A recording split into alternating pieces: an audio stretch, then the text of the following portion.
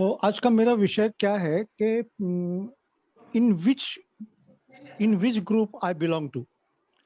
मतलब मैं Amen. किस झुंड में हूँ। Amen.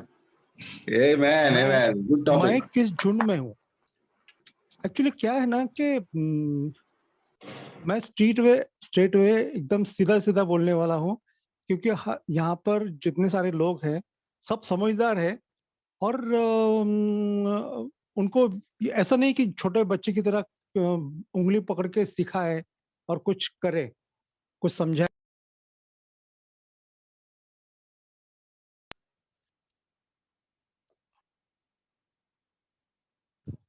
Hello hello, can you hear मी?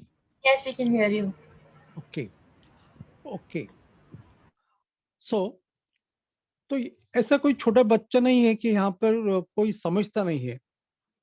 तो हम क्रिश्चियनिटी के बारे में या मुझे यहाँ पर एक बोलना है कि हम जो है आज का दिन जो है, आज का दिन सबको मालूम है, is a Palm Sunday. Is a Palm Sunday. तो is it a biblical one? Palm Sunday is a biblical one? अगर हम अपने आप को इस तरफ में अंदर झांक के देखें तो पाम संडे ये बिब्लिकल नहीं है। पाम संडे जो है, पाम संडे बिब्लिकल नहीं है। एक्चुअली क्या है, क्या बात है ना कि ये पहले से और आजकल के इन दिनों में जहाँ पर जो पैसा बहुत ज्यादा हुआ है और बहुत मतलब एम्यूनिटीज बढ़ गई है, तो इसमें हर चीज का सेलिब्रेशन करते हैं। हर चीज का सेलिब्रेशन हो रहा है। और ये है, तो ये एक ऐसा सेलिब्रेशन है कि यीशु यीशु मसीहा जो है वो यरूशलेम में आ रहा है। और यीशु वो और वो जब आता है तो उसका आने का सेलिब्रेशन कर रहे हैं, उसका वेलकम का एक सेलिब्रेशन कर रहे हैं in on a huge manner, on a huge scale. और वो इस आजकल की दुनिया में भी ऐसे ही हो रहा है ना। लेकिन छोट बचपन से मैं जब जैसे ही मैं भी संडे स्कूल में था और मुझे भी बहुत अच्छा लगता था हम स्ट्रीट में जाएंगे और ट्रैक्स बांटेंगे और वो होसाना होसाना नाम का ये करेंगे। ओके, वो बचपन की बातें रही। लेकिन तब भी मेरे दिल में यही हमेशा एक बात बनी रहती थी कि क्या हम ये संडे को हम ये करते हैं, उसको वेलकम करते हैं जीसस को, और फ्राइडे को जाके उसको क्रूस पे टंगाते हैं। एक्चुअली और वो तीसरे दिन फिर से उठते हैं और जो उसका रिजर्वेशन होता है तब फिर से हम एक ये इसमें चले जाते हैं कि उसको जय जयकार करते हुए। और वो यीशु क्रिस्त जो मरने वालों से जी उठा है। ये तो ये मैं I just can not reconnecting this things. मैं इन चीजों को मैं जोड़ नहीं सकता था कि ये कैसे हो सकता है कि आज के मुझे आज के दिनों में, आज के दिन में संडे जब पाम संडे है तो लोग उसके पीछे आ रहे हैं और लोग उसको सराहना कर रहे हैं और उसको गधे पे बिठाकर और वो गधे के पाँव के नीचे अपने कपड़े भी डाल रहे हैं। मतलब इस तरीके से वो वेलकम कर रहे हैं कि अपने कपड़े भी वो गधे के पाँव के नीचे डालते हैं, अपने वस्त्र उसको गधे के ऊपर रख के वो वहाँ उसके ऊपर यीशु क्रिस्त को बिठाते हैं। और वो जैसे वो संडे मतलब जैसे फ्राइडे को आता है तो थर्सडे नाइट से उसके ऊपर प्रोसिक्यूशन चल रहा है। उसको कोर्ट में खींच के लेके जा रहे हैं, उसको मार रहे हैं। अभी just you not connecting this. और तब भी और तभी से मैं ये बात को हमेशा देखता हूँ कि रियली हम किस झुंड में हैं। उसको उसको वेलकम करने की झुंड में है, क्या हम उन झुंड में हैं, उन लोगों में शामिल है जो लोग उसकी तरफ में गलत नजर से देखते हैं, उसको नीचे गिराने की सोचते हैं। और यहाँ पे तीन तीन अलग अलग टाइप के ग्रुप्स हमको नजर आते हैं। एक तो है लिटरली वो आता है तो वो उसको वेलकम करने की नज़र नज़र से आता है। दूसरा जो है दूसरा ग्रुप जो है, वो दूसरा ग्रुप, और पहला वाला जो ग्रुप है जो उसको रियली वेलकम कर रहा है, वो वेलकम करने वाला ग्रुप जो है, वो आप और मेरे जैसे है। हम रियली चाहते हैं कि यीशु हमारे साथ में बने रहे। लेकिन यीशु साथ में बने रहे तो क्यों बने रहे? ठीक है, यीशु क्रिस्त में क्या ये क्या ख़ासियत है?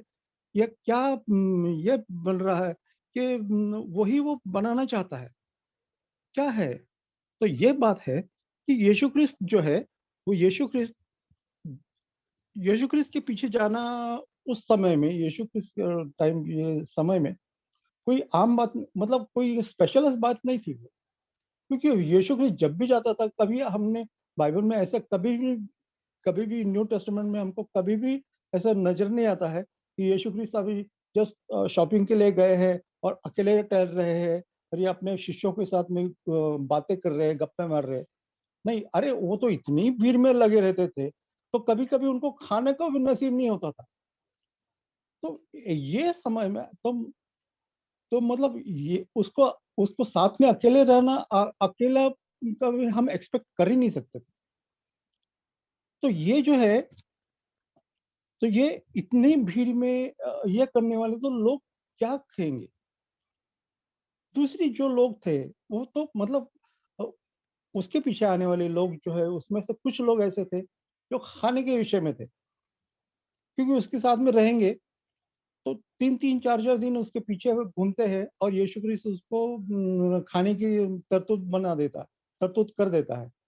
कभी 5,000 के लोगों को खाना खिलाया, कभी 4,000 को खाना खिलाया, और न जाने कितनी बार ऐसे हो गया होगा।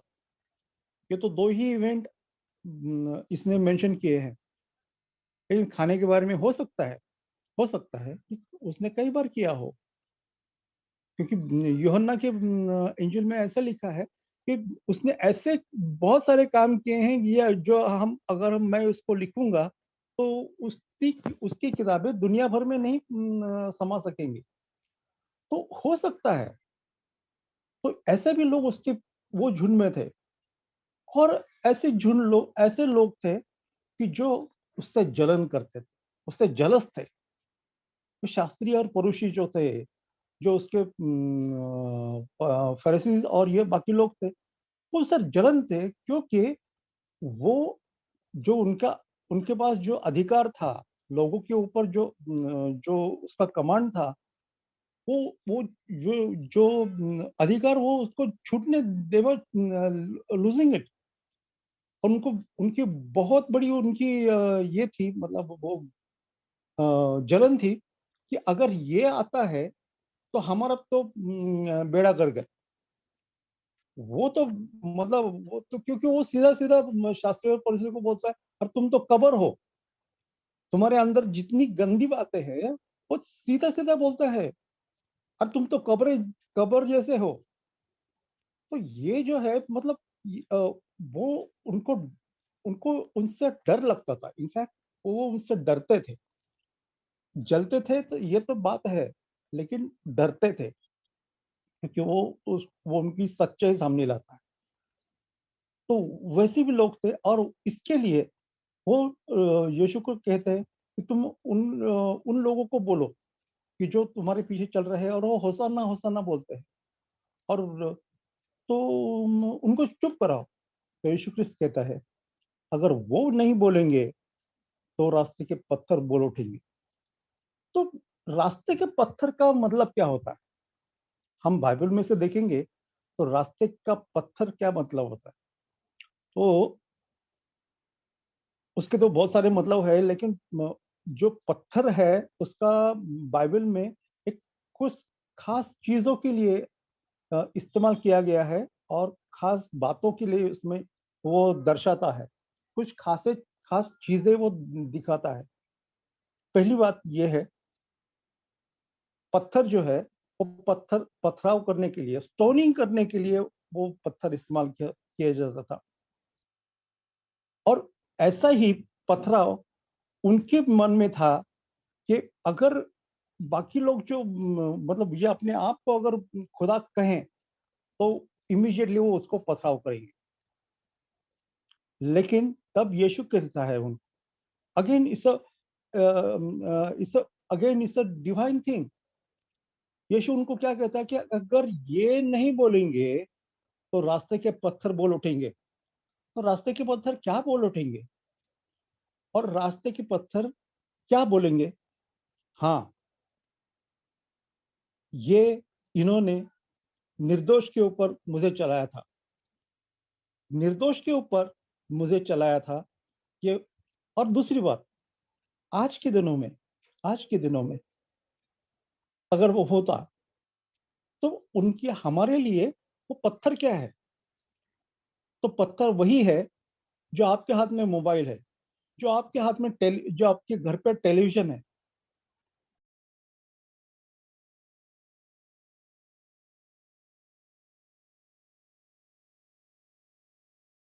वो पत्थर जो है आज के दिनों में क्या क्या बोलेगा और कब बोलेगा? जब न्याय का दिन आएगा, तो न्याय के दिनों में यस, पत्थर ही वही बोलेंगे, ये टेलीविजन या ये मोबाइल्स और ये सब कुछ क्या बोलेंगे? हाँ यस, प्रवीण ने ये बोला था, प्रवीण ने ऐसे किया था, इन्होंने सुनी नहीं। प्रवीण ने बोला था, ये सुनी नहीं। तो ये जो बातें हैं, ये जो बातें हैं, ये बातें हमको समझनी चाहिए। पत्थर का मतलब अलग होता है। तीसरी बात, बाइबल इसके विषय में क्या कहता है कि यीशु क्रिस्त जब आया,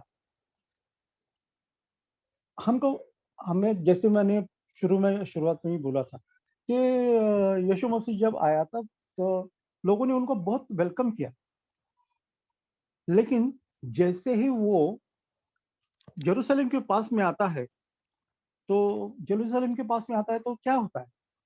कोई हिंदी पढ़ने वाला होगा? हेलो, कोई हिंदी पढ़ने वाला होगा? या बिशप मैं okay, bishop Babaji, can you read? हाँ,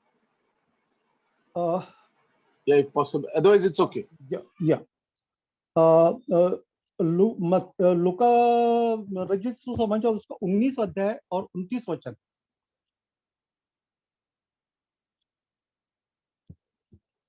hello, Bishop, unmute yourself.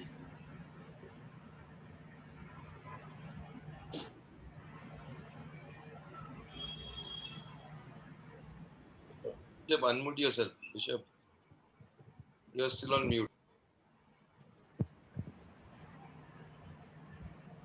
Still you're on mute. Still you're on.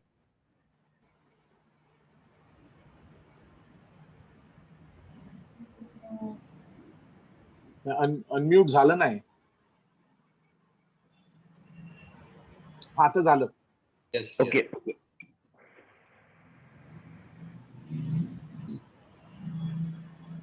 Hello, hello हाँ, वाचताय ना? माझ्याकडे इंग्लिश बायबल आहे.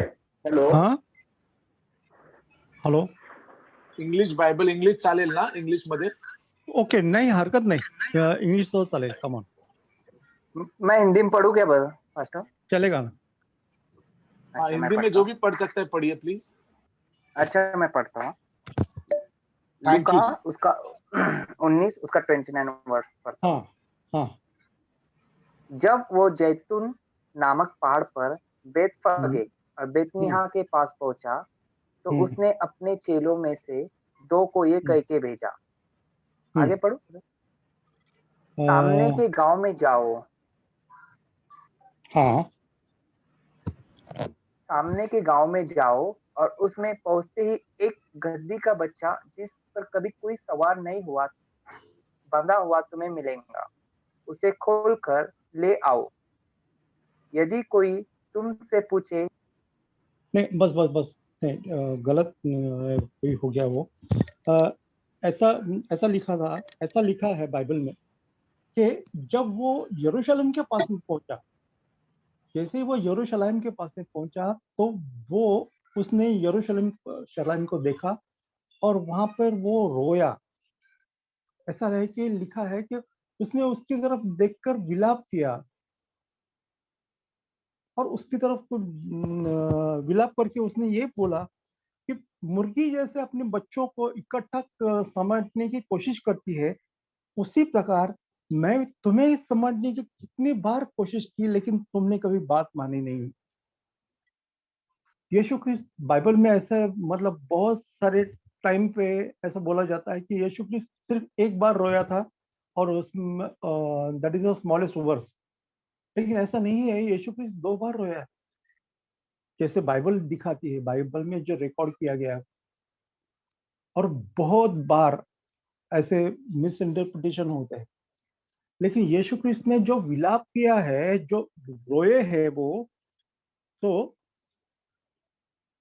रो- किसके लिए रोए हैं? तो यरूशलेम के लिए रोए हैं। और ये यीशु क्रिस्त खुद रोता है, खुद रोते हैं वो यरूशलेम को देखकर। और हम हमारी ये भावना है, हम मतलब किस किस प्रकार के लोग हैं, किस मिट्टी से बने हैं उन लोग कि हम उसको गधे पे बिठाते, उसको उसको चलाते हैं और उसको हम सेलिब्रेशन कर रहे हैं।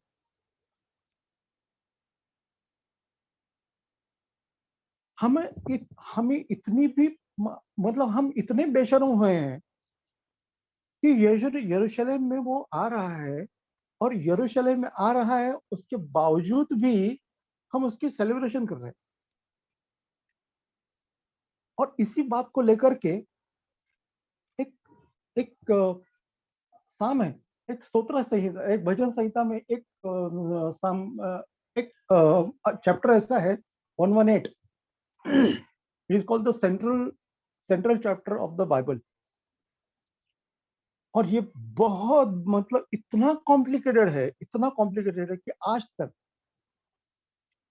जो कुछ भी लोग उसके ऊपर जो संशोधन करते हैं, उनको अभी तक ये उसका एक पूरा एक्सप्लेनेशन कोई इसका कर नहीं पाया है। इट इज बहुत अमेजिंग है, बहुत अमेजिंग है। और उसके लिए और उसमें एक वर्स आया है और वो वर्स को लेकर के हम अपने चर्चों में और चर्चेस में और कलीसिया में बहुत जोर जोर से गाना गाते हैं। आज का दिन अदोनाई ने बनाया, हम इसमें आनंद करें। ये क्या really is it that word? उसमें आनंद करने की जो बात लिखी है, क्या वो रियली ऐसा ही है? आप आप कभी फुर्सत में होंगे तो 118 अध्याय जरूर पढ़िए इसका, शाम का। तो भजन संहिता 118 जरूर पढ़िए और इसी कॉन्टेस्ट में पढ़िए। लोग हर्ष कर रहे हैं, लोग आनंद मना रहे हैं, लेकिन यीशु क्रिस्त कहां पर जा रहा है, क्या होने जा रहा है? उसका उसका बलिदान होने जा रहा है। उसको मतलब वो सब कुछ जानकर भी वो दर्द को, वो दर्दनाक मौत को फेस करना,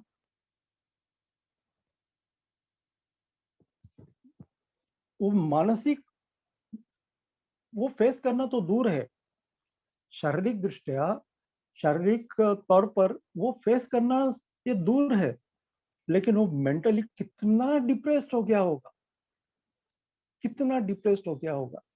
और किसके लिए? यरूशलेम के लिए, यरूशलेम के लिए। और ये जो है, ये बहुत डेंजरस बात हमारे लिए है। क्या मैं उस झुंड का हिस्सा हूं जो ऊपर से बहुत हर्ष करता है और सिर्फ दिखावा करता है हर्ष का, आनंद का? लेकिन यीशु ख्रिस्त जो है, जो सेंट्रल लाइन है, जो सेंटर पॉइंट है, उसको हम देखते नहीं है, उसको हम देखते नहीं है। क्या मैं इस झुंड का हिस्सा हूं? तीसरी बात जो है, तीसरी बात मैं और आपके सामने रखना चाहता हूं।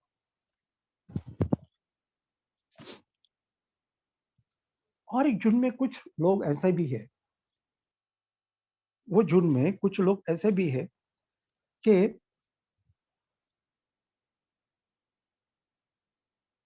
जो जो झुंड के साथ में जाते हैं, चुपचाप जा रहे हैं, जैसे भीड़ जा रही है, जा रहे हैं, लेकिन वो उसका पीछा नहीं छोड़ते, वो पीछा नहीं छोड़ते हैं।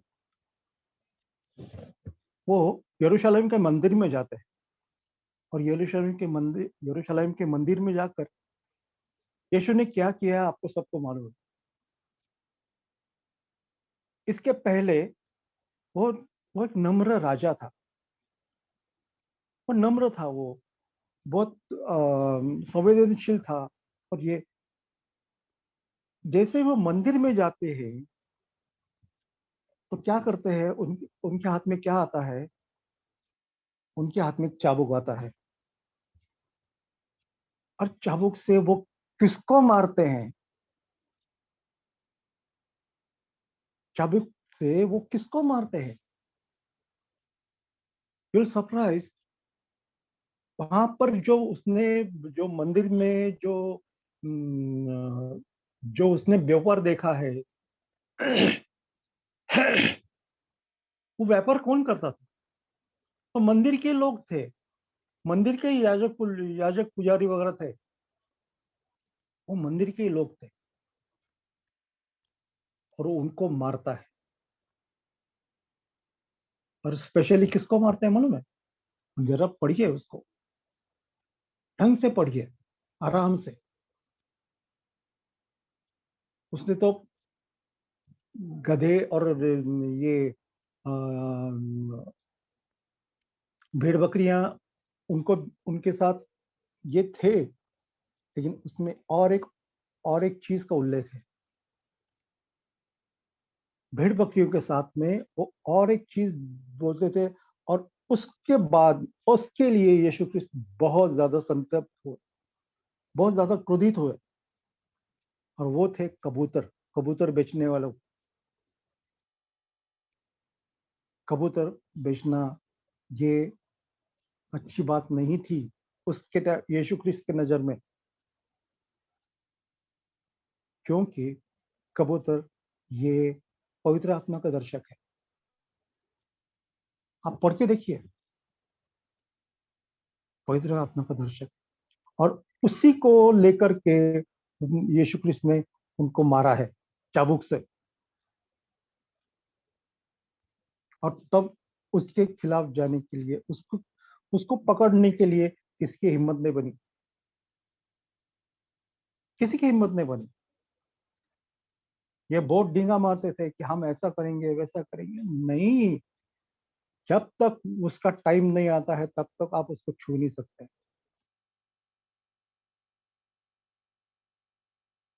और कुछ लोग ऐसे थे उस भीड़ में, कि में कुछ लोग ऐसे थे वो जो सिर्फ मजा ले रहे हैं, ओनली स्पेक्टेकल सिर्फ देख रहे हैं, मजे ले रहे हैं, क्या हो रहा है, कैसे तमाशा चल रहा है,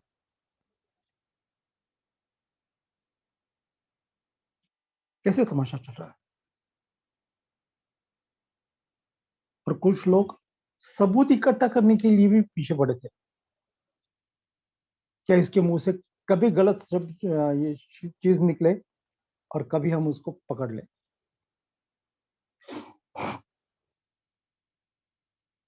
तीसरी बात,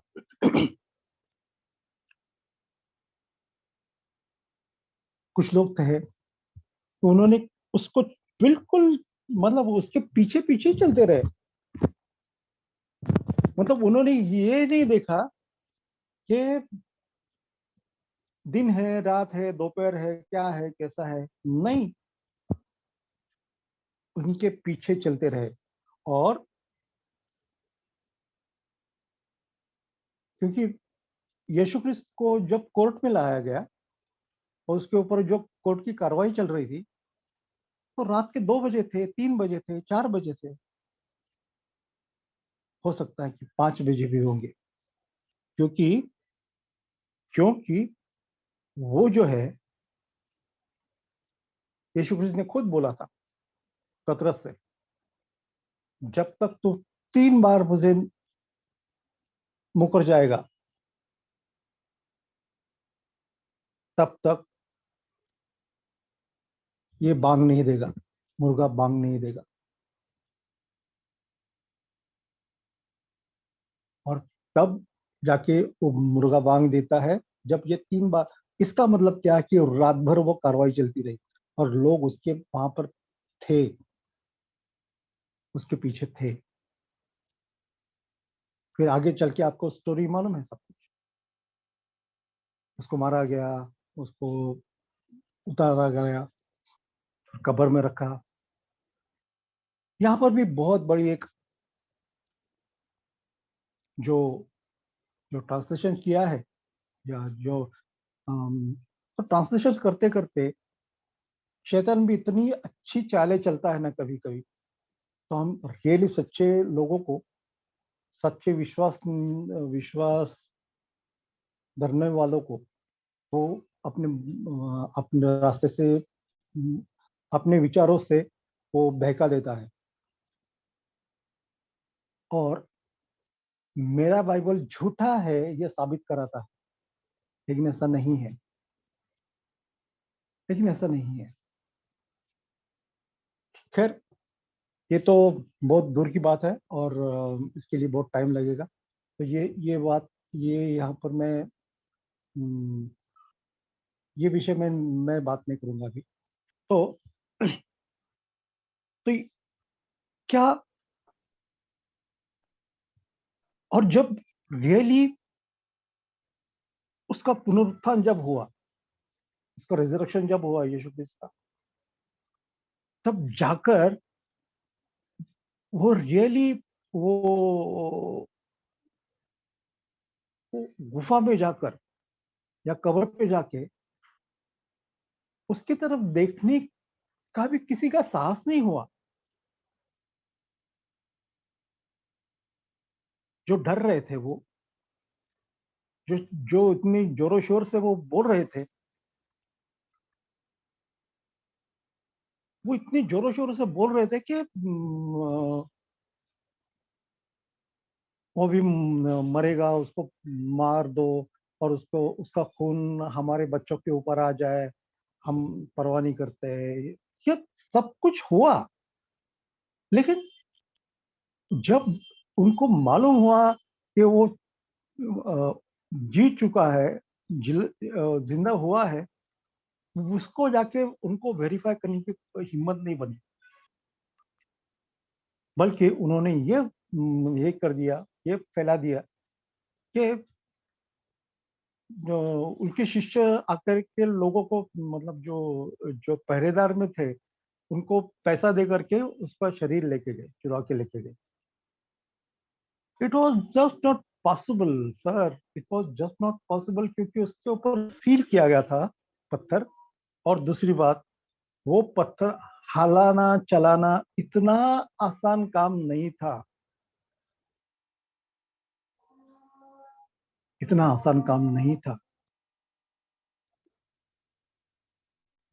लेकिन फिर भी, लेकिन फिर भी जैसे वो,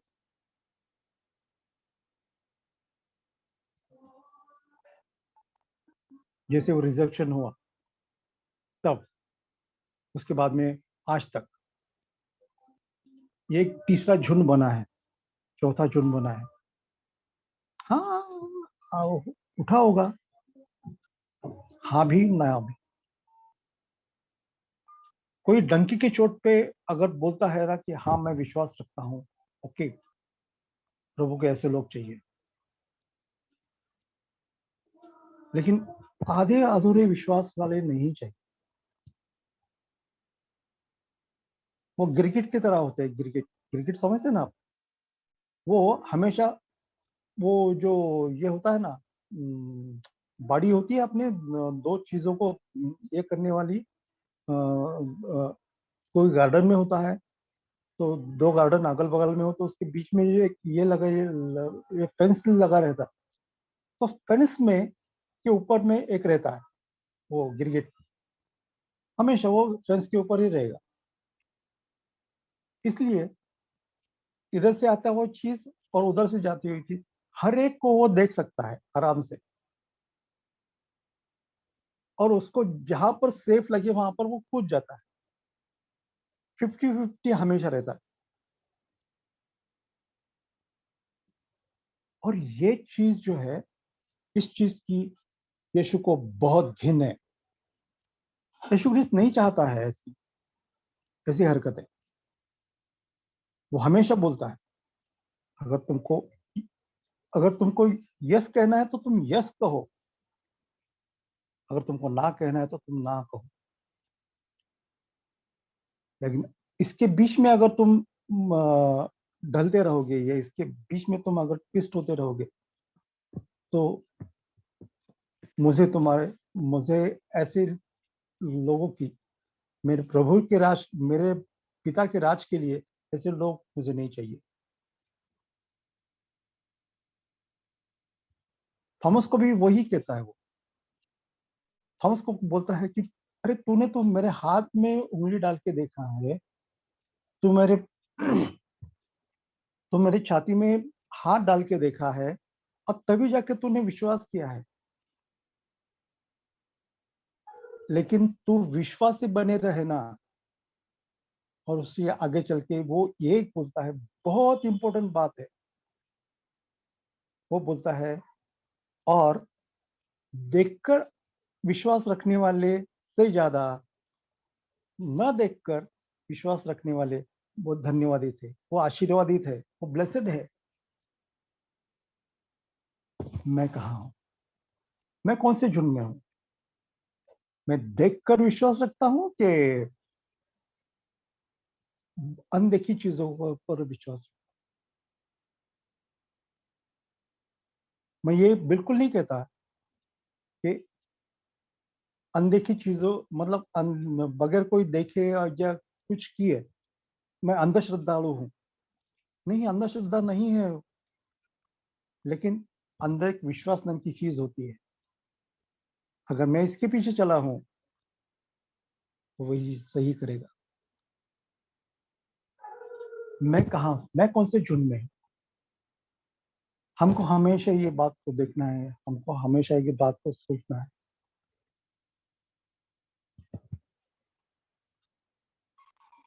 और तीसरी बात रही बात, यीशु ख्रिस्त जब आया, जब आ रहे थे वो आज के दिन, मतलब आज के जो पाम संडे है, वो बेथानी से लेकर आया था। बेथानी और बेथफगे से वो नीचे जैतून की तराई में से ऊपर चल रहा था यरूशलेम की तरफ। आखिर यरूशलेम है कौन? why not Bethphage, or why not Nazareth? Why not um,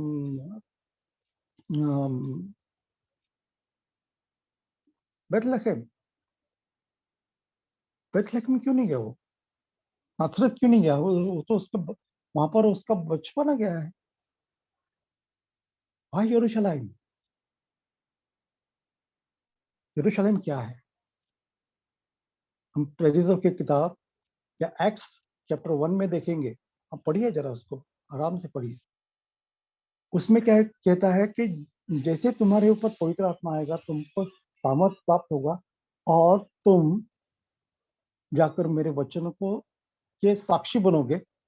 और पहले यरूशलेम में, बाद में यहूदा में, और बाद में शोमरोन और बाकी चीजें। ये यरूशलेम दूसरा कोई नहीं है, मैं यरूशलेम। क्योंकि यरूशलेम में परमेश्वर का मंदिर है। और फर्स्ट कोरिन्थियन उसका 3rd चैप्टर 16 वचन क्या कहता है? पहला कोरिन्थियन उसका 3रा अध्याय 16 वचन क्या कहता है? कि तुम पवित्र आत्मा के मंदिर हो, ये तुमको मालूम नहीं है क्या? यरूशलेम इज नथिंग बट प्रवीण कामले।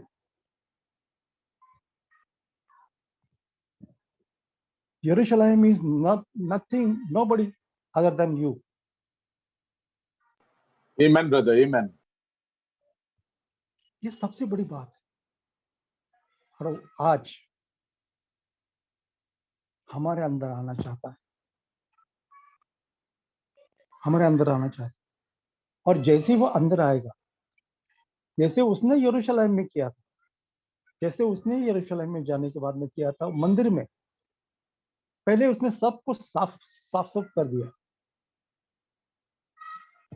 जब जैसे मैं उसको वेलकम करता हूँ ना, वो मेरे अंदर आता है ना, तो मेरे अंदर की गंदगी उसको देखी नहीं जाती। ही क्लीन्स अप, वो सबको पहले साफ करता है, सबको साफ करेगा। और जैसे वो साफ करेगा, do not stop him, do not stop him. जैसे आप उसको सरेंडर होते हो जाइए, एंड यूल, आपको कभी भी पछताने की जरूरत नहीं पड़ेगी। अब यूल नेवर, कभी नहीं करिए। चलो इसी वचनों के साथ हम आज का ये आपका ठीक खोलते हैं। थैंक यू वेरी मच, आपने हमको इस पर मौका दिया बात करने का। Thank you very much.